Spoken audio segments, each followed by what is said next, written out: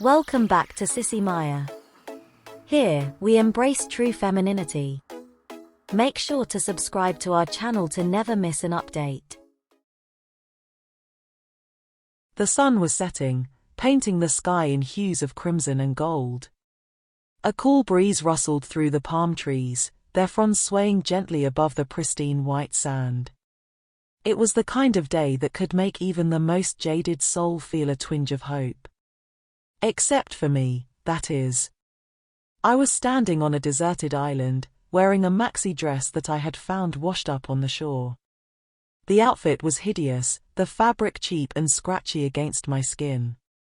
I had no idea how I had gotten here, or why someone would leave such an outfit behind. The only thing I knew for sure was that I wanted nothing more than to get off this accursed island and back to my normal life. I glanced around, trying to take in my surroundings. The island was small, no more than a mile in diameter.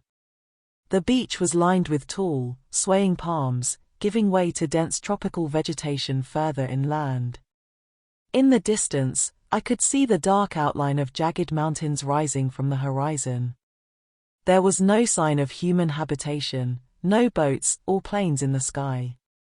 It was as if the world had forgotten about this tiny speck of land, abandoned it to the whims of nature.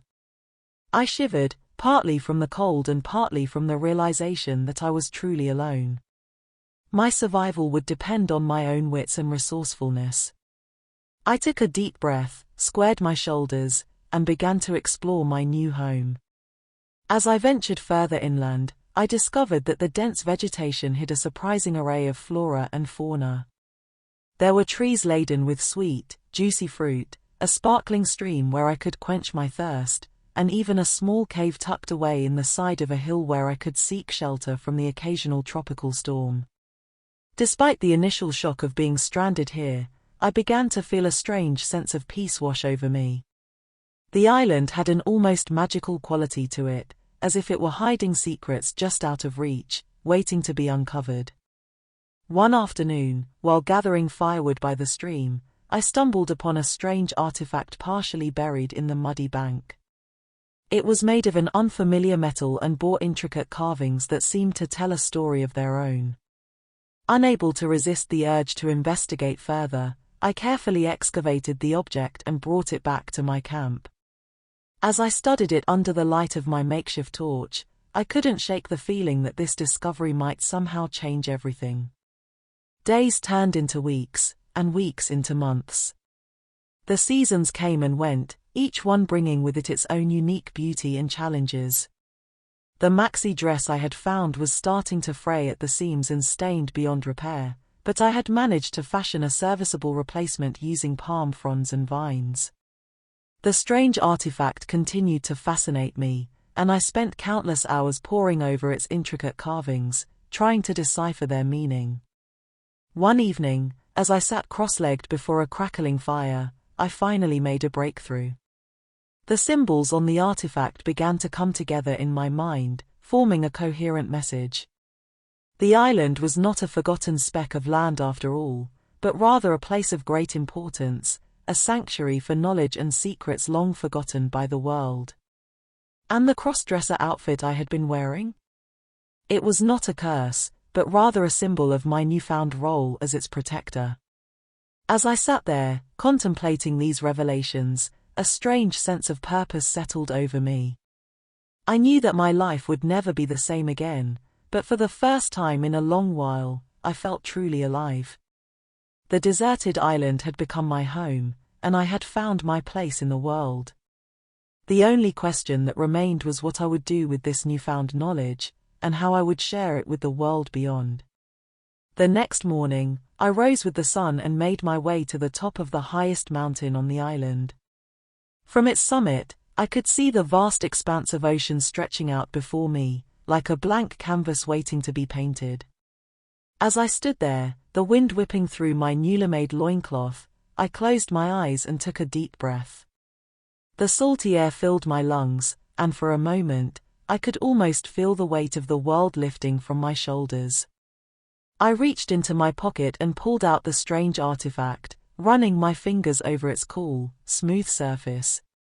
It seemed to hum softly in my hand, as if it were alive. I knew then that I had to find a way to share what I had learned with the world, to pass on the knowledge and secrets that this island had so carefully guarded for countless generations. The task ahead of me would not be an easy one. I would need to find a way off the island, somehow make contact with the outside world, and convince them of the truth. But I also knew that if I didn't try, if I simply gave up and accepted my fate, then all of this would have been for nothing. So, with a deep breath and a renewed sense of determination, I began to formulate a plan. I spent my time scouring the island for any additional clues or information that might help me on my quest. I learned to fish, to hunt, and to survive off the land. I fashioned a makeshift sail from palm fronds and vines, hoping that one day it would carry me beyond the horizon and back to civilization. And all the while, the strange artifact continued to hum its mysterious tune, guiding me on my journey. One afternoon, as I sat on the beach, staring out at the rolling waves, I felt a strange tugging sensation on my line.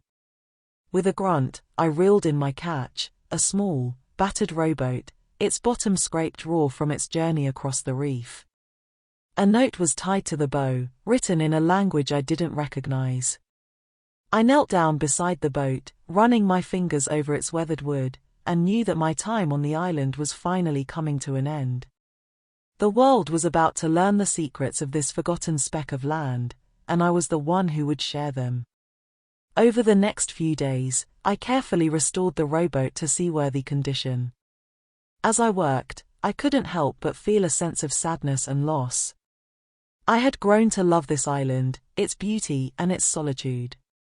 But I also knew that there was a world out there waiting for me, a world that needed to hear the stories and secrets I had discovered.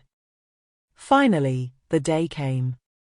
I loaded my few possessions into the rowboat, bade farewell to the island, and set out to sea. The wind was at my back, and the waves were calm. As I looked back over my shoulder, the island grew smaller and smaller, until it was nothing more than a green dot on the horizon. For days, I rowed ceaselessly, following the currents and the stars. My muscles ached from the effort, but I didn't dare stop. I had to reach civilization, had to find someone who would believe me. And then, one evening, as the sun dipped below the horizon, I spotted a ship on the horizon. Its sails were torn and tattered, its hull weathered by the sea, but it was the most beautiful sight I had ever seen. I rowed frantically towards the ship, calling out to its crew as I approached. They were skeptical at first, their eyes narrowing as they took in my tattered clothes and the strange artifact I carried with me. But as I told them my story, of the island and its secrets, their faces slowly changed. They listened intently, hanging on my every word, and when I finished, they looked at me with a mixture of awe and disbelief. They helped me onto their ship, and as we sailed away from that distant island, I knew that my journey was only just beginning. The world was about to change, and I was at the center of it all. But for now, I would rest. I had earned it. And as I lay in my hammock, the gentle rocking of the waves lulling me to sleep, I couldn't help but wonder what adventures awaited me on the horizon.